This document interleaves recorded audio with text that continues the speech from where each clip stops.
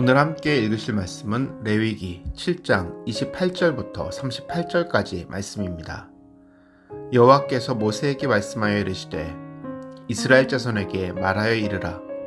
화목제물을 여호와께 드리려는 자는 그 화목제물 중에서 그의 예물을 여호와께 가져오되 여호와의 화제물은 그 사람이 자기 손으로 가져올지니 곧 그 제물의 기름과 가슴을 가져올 것이요 제사장은 그 가슴을 여호와 앞에 흔들어 요제를 삼고 그 기름은 제단 위에서 불사를 것이며 가슴은 아론과 그의 자손에게 돌릴 것이며 또 너희는 그 화목제물의 오른쪽 뒷다리를 제사장에게 주어 거제를 삼을지니 아론의 자손 중에서 화목제물의 피와 기름을 드리는 자는 그 오른쪽 뒷다리를 자기의 소득으로 삼을 것이니라.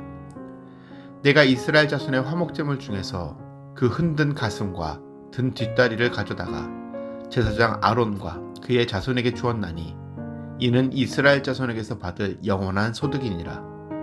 이는 여호와의 화제물 중에서 아론에게 돌릴 것과 그의 아들들에게 돌릴 것이니 그들을 세워 여호와의 제사장의 직분을 행하게 한 날 곧 그들에게 기름 부은 날에 여호와께서 명령하사 이스라엘 자손 중에서 그들에게 돌리게 하신 것이라. 대대로 영원히 받을 소득이니라. 이는 번제와 소제와 속죄제와 속건제와 위임식과 화목제의 규례라. 여호와께서 시내 광야에서 이스라엘 자손에게 그 예물을 여호와께 드리라 명령하신 날에 시내 산에서 이같이 모세에게 명령하셨더라.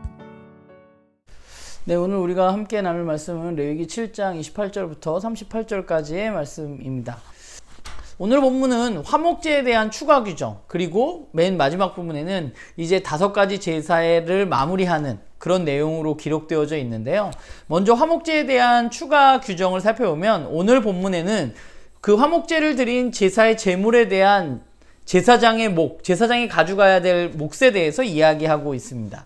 그 제사장의 몫은 바로 가슴과 오른쪽 뒷다리라고 오늘 이야기하고 있는데요.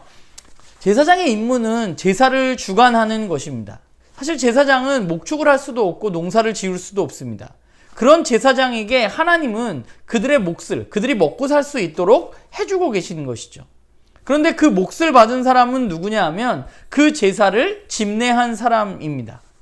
제사를 집례한 사람에게 하나님은 그의 몫을 주고 계시는 것이죠. 농사를 안 짓고 가축을 기르지도 않는 그런 제사장이지만 그 제사장이 거저 먹는 게 아니고요.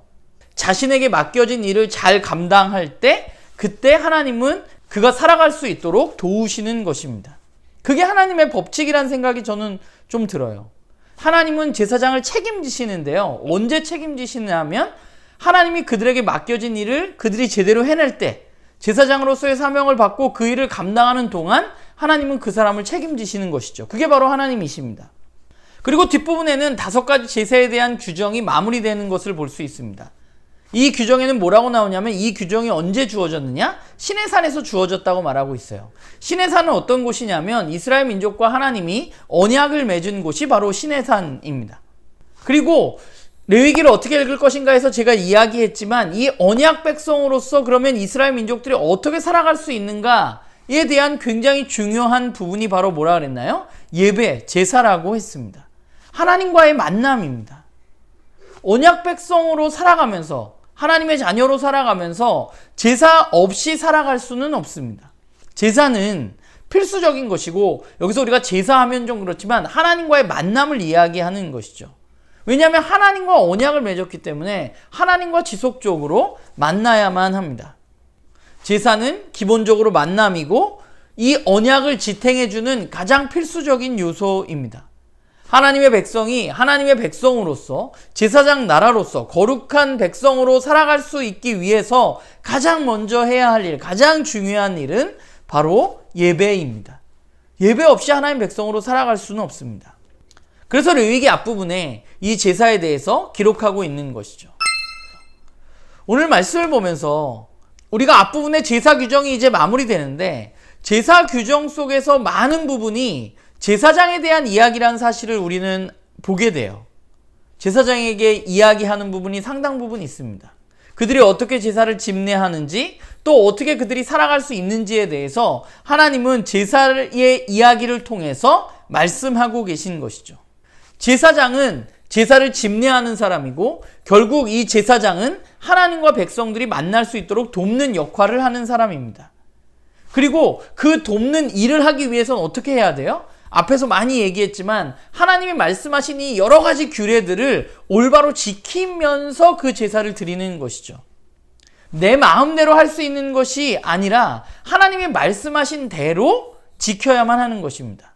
그러니까 그 만남, 그러니까 하나님과 이스라엘 백성들의 만남은 하나님의 말씀대로 제사장이 온전히 그 제사를 집례할 때 가능하게 되는 것입니다.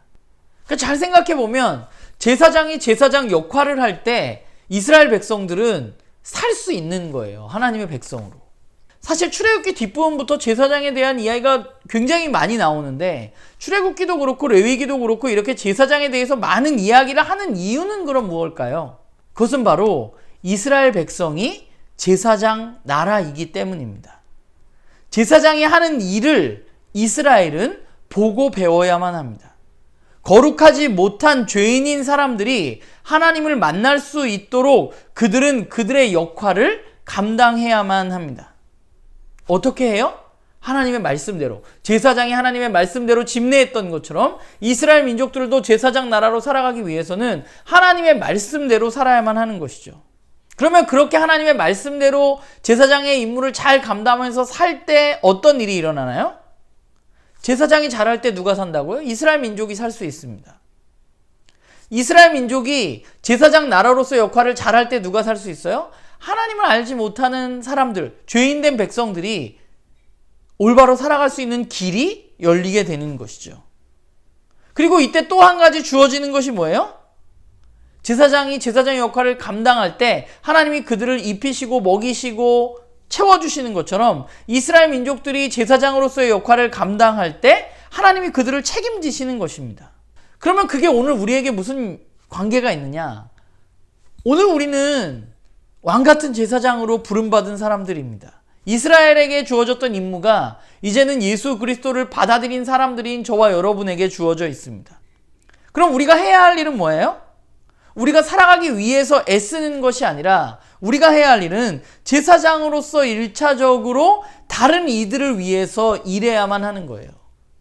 제사장은 자기 자신을 위해서 일하는 사람이 아니라 다른 사람들이 하나님을 만날 수 있도록 돕는 사람들입니다.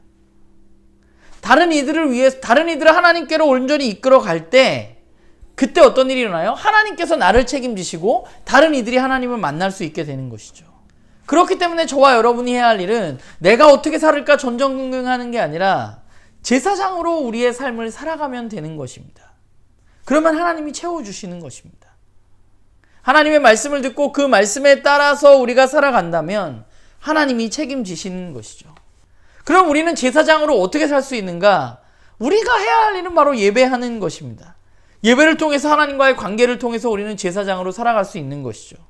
결국 예배라는 것은 나를 살리는 일이고요. 그리고 다른 이들, 죽어가는 이들을 살리는 행위의 기본은 뭐예요? 예배입니다. 이번 레위기 묵상을 시작하면서 지금 우리가 7장까지 읽었는데 저 스스로에게 좀 이런 질문을 던져봐요. 나의 예배는 어떠한가? 내 예배가 진짜 괜찮은가?